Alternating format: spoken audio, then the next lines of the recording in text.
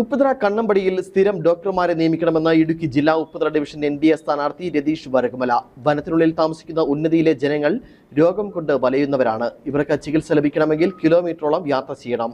തെരഞ്ഞെടുപ്പ് പര്യടനത്തിന്റെ ഭാഗമായാണ് രതീഷ് കണ്ണമ്പടിയിൽ എത്തിയത്.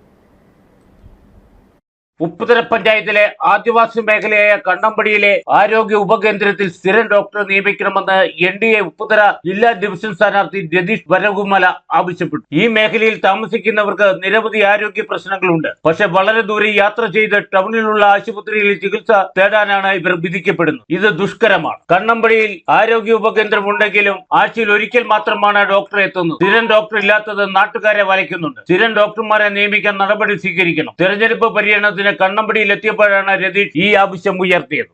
പ്രശ്നം ഇവിടെ ഒരു പ്രാഥമിക ആരോഗ്യ കേന്ദ്രമുണ്ട്. അവിടെ ആഴ്ചയിൽ ഒരു ദിവസം മാത്രമാണ് ഡോക്ടർ എത്തുന്നത്. സ്ഥിരമായി ഡോക്ടർ എത്തുന്ന ഒരു സംവിധാനം അവിടെ ഉണ്ടാവണം.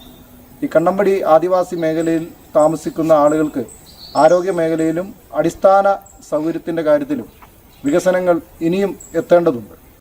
BJP ജില്ലാ സെക്രട്ടറി സന്തോഷ് കൃഷ്ണൻ, മണ്ഡലം ട്രഷറർ സജിൻ ഉണ്ണികൃഷ്ണൻ, കണ്ണമ്പടി കിഴുകാനം സ്ഥാനാർത്ഥി ഗോപിക ഗോപാലൻ തുടങ്ങിയവരോടൊപ്പമാണ് കണ്ണമ്പടി മേഖലയിൽ വോട്ട് അഭ്യർത്ഥിച്ചത്. ജില്ലാ സ്ഥാനാർത്ഥി രതീഷ് ഉന്നതി മൂപ്പന്മാരെ നേരിൽ കണ്ട് പിന്തുണ അഭ്യർത്ഥിച്ചു. Idukki vision news, Upputhara.